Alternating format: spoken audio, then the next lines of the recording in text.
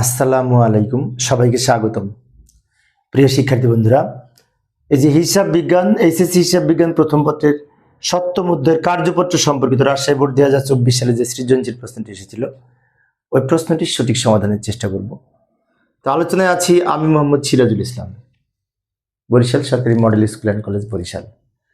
তো রাজশাহী বোর্ড 2024 সালের প্রশ্নটি আমি একটু বের করি। আমার কাছে বই আছে, তোমাদের কাছে যাদের কাছে বই আছে তারা দেখবে শেষের দিকে প্রশ্ন, তোমাদের বইয়ের শেষের দিকে বোর্ড প্রশ্ন আছে, সেখানে এই 2024 সালের প্রশ্ন আছে।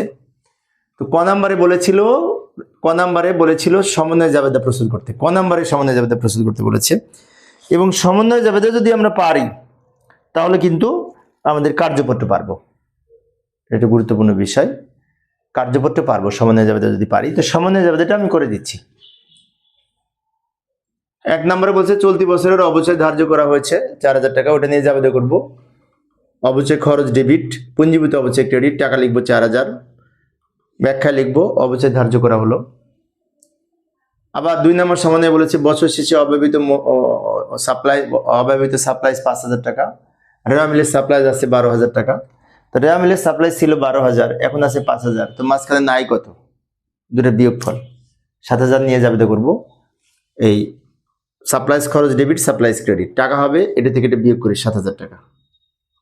আমি আবারও বলছি, লক্ষ্য করি, সাপ্লাইজ প্রথমে ছিল 12000, এখন আছে 5000, তো মাঝখানে নাই 7000 টাকা, ওটা খরচ হয়ে গেছে, ওইটা দিয়ে জাবেদা করব সাপ্লাইজ খরচ ডেবিট, সাপ্লাইজ ক্রেডিট।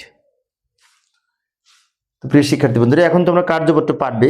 আমি মূলত কার্যপত্র করার জন্য এই সমন্বয় জাবেদা দুটো করে দিলাম। এই সমন্বয় জাবেদা দুটো দেখে এখন তোমরা কার্যপত্র নিজে নিজে পারবে। তো কিছুক্ষণ পরে অবশ্য আসরের নামাজ শুরু হবে, পরে আমি এই কার্যপত্রের বাকি অংশ আলোচনা করব, সময় নেই। আর তোমরা যদি কার্যপত্র পারো, উত্তর কথা হলো কমেন্টসে লেখার চেষ্টা করবে। যদি না পারো তাও কমেন্টসে লিখবে যে স্যার আমি সমন্বয় জাবেদা থেকে কার্যপত্র হয়নি, এটা করে দেন প্লিজ, আমি ইনশাল্লাহ করে দেবো। পরিশেষে সবাই ভালো থাকবে এবং সুস্থ থাকবে এই কামনায়। খোদা হাফেজ।